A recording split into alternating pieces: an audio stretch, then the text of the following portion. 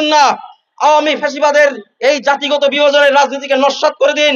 আপনার মতাদর্শিক পরিচয় যাই হোক না কেন, আপনার আদর্শ, আপনার ব্যানার যাই হোক না কেন, স্টাম্পের রাজনীতি যে করবেন বাংলাদেশের জনগণ তাকে ছুঁড়ে ফেলে দিবে।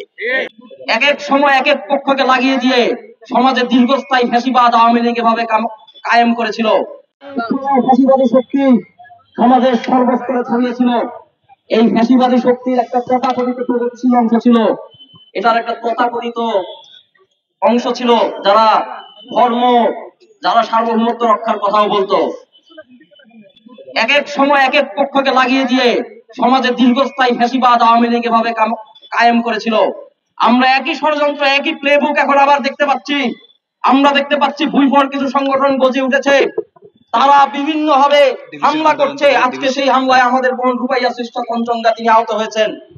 এখন এই হামলাকে পুঁজি করে আওয়ামীদের আরেকটি গোষ্ঠী, ফ্যাসিবাদের আরেকটি গোষ্ঠী বিশ্বে প্রচার করবে বাংলাদেশ কিভাবে একটি ললেস একটা দেশে পরিণত হচ্ছে, কিভাবে এই দেশ মৌলবাদে ছেয়ে গেছে, ইত্যাদি ইত্যাদি। এই পুরনো রাজনীতি আমাদের চেনা, এই রাজনীতিতে আবারও আমাদেরকে ফিরিয়ে নিয়ে যাওয়ার চেষ্টা করা হচ্ছে। আমরা দেখতে পেয়েছি আজকে হামলার সময় একইভাবে তুমি কে আমি কে বাঙালি বাঙালি বলে উগ্র জাতীয়তাবাদী ছাত্রলীগের স্লোগান দেওয়া হয়েছে। আমাদের কাছে স্পষ্ট হয়ে গেছে এই রাজনীতিটা কি।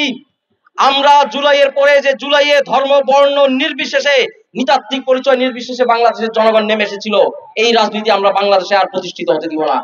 এই রাজনীতির যেই অংশ, যেই পরিচয় নিয়ে আমাদের সামনে আসুক না কেন, আমরা তাদেরকে প্রতিহত করব। বাংলাদেশে আমাদের মধ্যে দ্বিমত থাকতে পারে, আমাদের মধ্যে বিভিন্ন কথা থাকতে পারে, বিভিন্ন ইস্যুতে বিভিন্ন মতামত থাকতে পারে। আমরা জুলাইয়ের মধ্য দিয়ে একটি গণতান্ত্রিক পর্বে অতিক্রম করেছি। আমাদের মধ্যে আমাদের নিজেদের মতামতকে আমরা গণতান্ত্রিক ভাবে সমাধান করব। বাংলাদেশের পুরনো রাজনৈতিক বন্দোবস্ত, সহিংসতার রাজনীতি, স্টাম্পের রাজনীতি বাংলাদেশে আর চলবে না।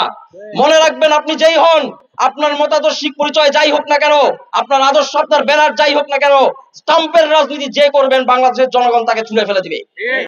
জুলাইয়ের পরে এই রাজনীতির কোনো জায়গা নাই। এই রাজনীতি আপনি যদি করতে আসেন তাহলে আপনি ছাত্রলীগের উত্তরসূরি, সবার কাছে স্পষ্ট। তাই আজকের আমাদের এই প্রতিবাদের আয়োজন থেকে জানিয়ে দিতে চাই, অন্তর্বর্তীকালীন সরকারকে অবশ্যই আওয়ামী ফ্যাসিবাদের এই দীর্ঘমেয়াদী চক্রান্ত ষড়যন্ত্রকে নস্যাৎ করে দিতে হবে।